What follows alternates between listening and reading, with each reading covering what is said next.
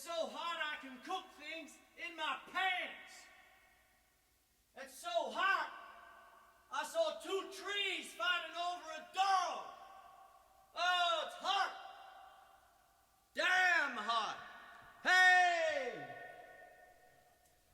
How you all going? It's hot. Damn hot. Hello. How are you? It's damn hot. My name is Quinlan. Welcome to Melbourne Musos Facebook Live on a 39, 40 degree day in good old Melbourne, the new normal, I think. There you go.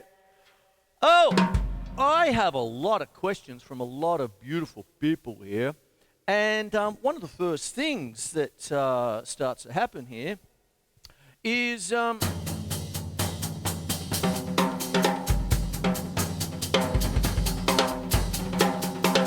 Marcus Sastamoinen, he's a dirty double dipper, very debonair gent. He's asked me about warm-ups. Warm-ups, okay.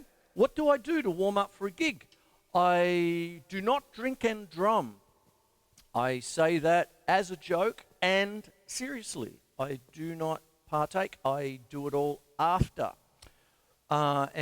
So what happens with warm-ups and the like, what I tend to do is just actually play sort of just loosely.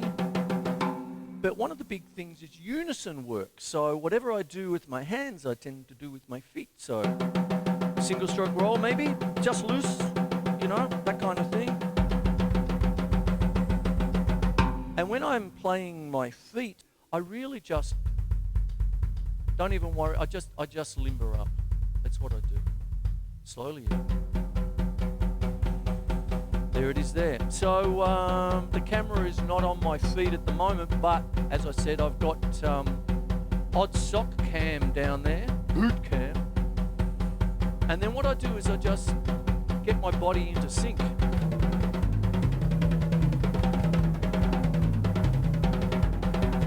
Now, what goes on here is I can bring in two other beautiful people. Scott Hayward, how are you, mate? I was just talking to you just before. Scott's asked me about tom placement and getting around the drums. But I've done that before as far as getting around the drums and all that sort of stuff. But he's more, how do you set your kit up? You know, sort of thing, in the most ergonomic way. So I'm going to bring that in, Marcus, as well. And Andrew, you've asked me, Andrew Marshall, hello, mate. There you go. Hope you're watching.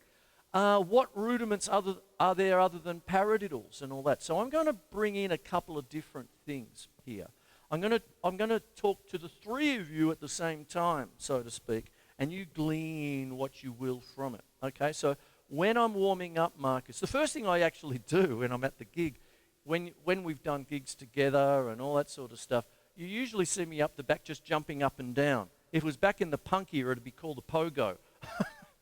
And what I'm really doing is just stretching my calf tendons, is what it is. I smile because people are saying, who the bloody hell's that old geezer over there? You know, bloody hell, you know. I just got to watch out because the senior card might fall out of my shirt pocket or something like that when I'm doing it, you see. But what goes on, it's hot. It's so hot. I saw a funeral procession pull over to let an ice cream truck in. God help me. Anyway.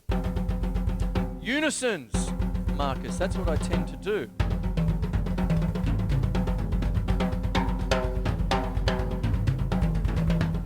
Now, Scott,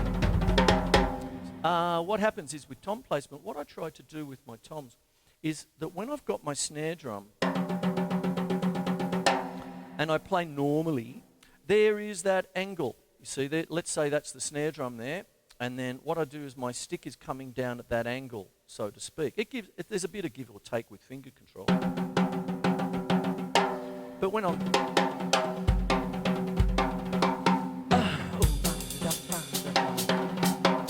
I want to give a big thank you to Spike Kiernan. How are you, mate? Thank you for coming to the party last Sunday, and that beautiful present you gave me. Thank you.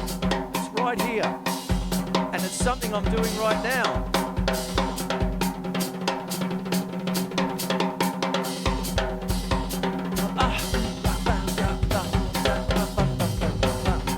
So when I'm playing things like that,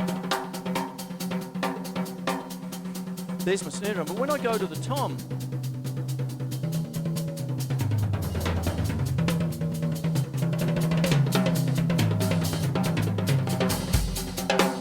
what I try to do is have, as the toms get a little higher, mainly to just clear Doris's bass drum, what happens is that when I come up, I tilt the toms just enough to get the same angle, which is usually little finger. Do you see? Like that. You see? So when I'm playing like so, I've got that. Therefore, it's not that hard for me to rip out a rim shot.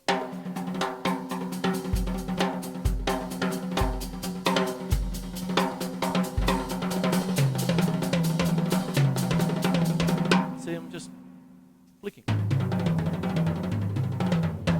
So there you go. Now Andrew Marshall, paradiddles. Move them around kit. Now, cowbell.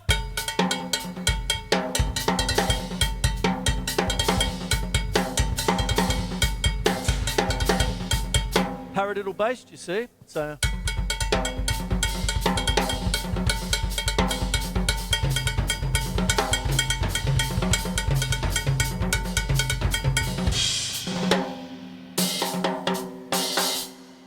there you go.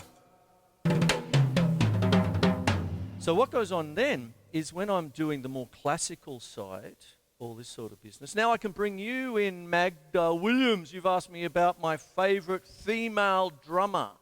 I've written down a couple, but probably my favourite drummer who I love dearly, so much so I use her sticks, is Dame Evelyn Glennie. You can see the wear and tear on these sticks. I love them. Oh, pardon me. Burp. And what goes on there is that she, you might already know that she is a wonderful classical percussionist. She is also profoundly deaf, and